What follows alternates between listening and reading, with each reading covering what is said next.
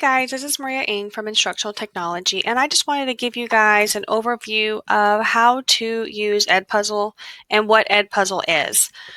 Edpuzzle is a great web-based tool that you can use with your students. Awesome thing about it is it integrates seamlessly into your Google Classroom environment if you're a Google Classroom user. So to start from the beginning, you need to go to edpuzzle.com and you're going to set up an account with them.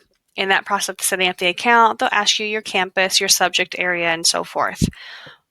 I'm already got my account set up, so this is kind of my landing page. And these are videos that I've previously engaged with. So I set up as a science teacher so I can see science videos that I've previously looked at or that are from also being used by other people on my campus.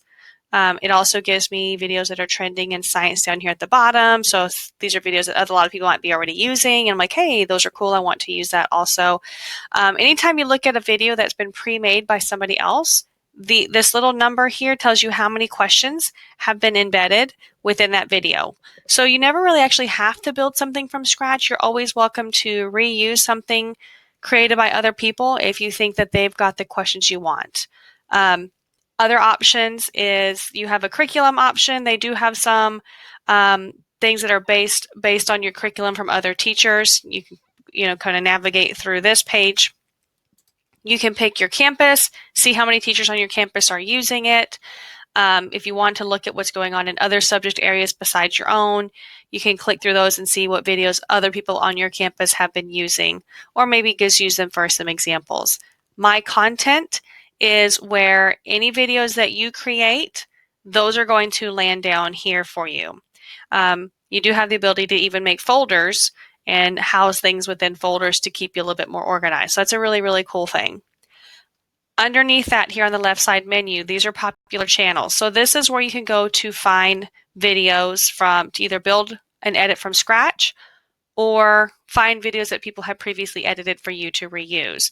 So you've got Edpuzzle, YouTube is obviously probably the most common one, Khan Academy, National Geographic, TED Talks, etc. So you can go through these. If I want somebody at National Geographic videos, I can come through here, find something. Obviously, there's great stuff for science, history, etc. that I can go through, pull, and then I can edit. So let's say raising cute pandas. I like this video. So it's a 2.5 minute, 41-second video. Maybe I want to watch this, have the kids interact with it. So I can push play to kind of get a preview. Okay, everybody loves cute pandas. So yes, I decide this is what I want to go with. I'm going to make a video for this. Over here on the right-hand side, you have assign, copy, and edit. Assign is obviously if it was already edited or if I'm not going to add any questions where I can assign it to a class. Copy, if I make a copy, if I already have one that I've previously edited and I want to make a duplicate. And then edit is where I actually can go in and manipulate the video. I can crop the video. So this is only 2 minutes and 41 seconds. But let's say I had a 30-minute video and really only 10 minutes of it was what I needed. So I can crop it down to bracket out those 10 minutes and then just have those 10 minutes being available to the students. They don't have to worry about all the extra stuff. Or I could make a copy like it talked about, and I can crop this video into 3 12-minute sections for a total of a 36-minute video. And we can watch this video out in chunks and interact with it in chunks. So this gives you some power to really be diverse in how you present this video options to your students. Up here at the top, it gives you some options for recording audio or video, voice into it. But the one that's going to be most common, other than maybe cropping your video, is quizzes. So in quizzes, it allows you to embed questions or comments into your videos. It explains you formative assessment, checking for comprehension. It can grade it for you. If you're using Google Classroom, those grades will pull into Google Classroom. So it's really, really awesome.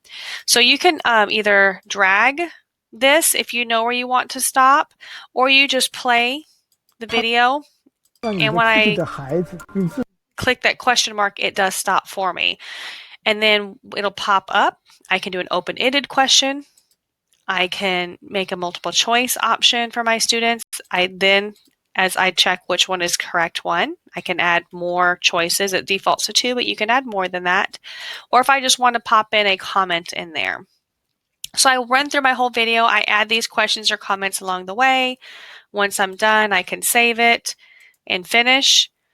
And then I have the option to assigning to my class. Okay, I've already synced my classes. I'll show you in a minute how to sync your Google Classrooms. But since my classes are in here, once your classes are synced, I just go through. If I want to select all my classes, whichever classes I want to assign it to, and then I can select when I want this video to be made, pushed out to my class, the due date. Prevent skipping is defaulted. So the really awesome thing is if I build these questions in, the kids can't drag that timer and fast forward through the video to the next question. They are forced to sit through and watch the video before that question will pop up. The other nice thing is if they get to that question and they don't know the answer because maybe they weren't paying attention or maybe they need to see it a few times just to really understand the concept, it gives them the option of rewatch. So they can rewatch that section as many times as they need to answer that question, and then they can't move on until that question is answered. So they're not able to skip the question. They have to answer it to move on to the next section of the video. So it's really, really neat in a way to implement that your children actually watch it versus just skip through it, answer randomly, and then move on. You'd hope that they're actually taking a little bit more time with it. If you're doing this in class, you might want to have the closed captions turned on in case someone forgets their headphones. And then if I don't check something, this last option doesn't show up. As soon as I check a Google Classroom, I have the option of post on Google Classroom. Once I hit assign, it will push it out to my Google Classroom, and it'll be available based on the start date that I've assigned. So let me go back and show you how to get those Google Classrooms synced in. So if you go to the My Classes tab on the top right, I have most of my classes synced. So you may have nothing here because you may not have synced any of your classes. So you're going to add a new class, and then you're going to click Google Classroom. And what it's going to do is going to tie in, because you've logged in with your HEB email. It's going to tie in, and it'll give you a list of all of your Google Classrooms that you have in your Google Classroom area. So you will then, sorry about that, you will click through every single class that you might use Edpuzzle. This is not assigning anything yet. This is just saying, yes, I want these classrooms to sync with Edpuzzle. So you're going to go through, click all of your classes, and then let me just click one. Okay, and then you will import class. All right, so then all your classes will now become available here. I can see I picked one that already has something that's in progress. So now that all your classes are here, you will have the option like I just did, where when you click assign, you'll get your class list pop up and you can click through. The other option would be when you pull up a video and you want to assign it. So you can click through your classrooms and assign it that way. Or if you go to public links, you can copy the link and paste that link into your Google Classroom that way also if you would prefer. So now the students will go in to their Google Classroom. It's going to be linked. They click on that link. They don't have to go out to Edpuzzle to find it. It's already here for them. It's a great way to do almost a flipped classroom with your students. Maybe there's a 30-minute, 20-minute video that you think is a really great informative video, but you don't have the time in class. Assign it as something as a student. I would love the ability to just watch a video and answer embedded questions versus having to do a paper pencil assignment. It's going to be more visually appealing. It's going to be interactive. It's going to catch my attention more. I can do it on my cell phone. I don't have to worry about losing papers. So it's a really, really easy, great way to get your kids to engage in these videos, learn something from it.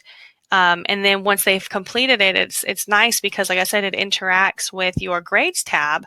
It's super easy just to open up and put them into your actual grade book once they're all done. So I just wanted to show you Edpuzzle. Awesome tool, great to use for your students.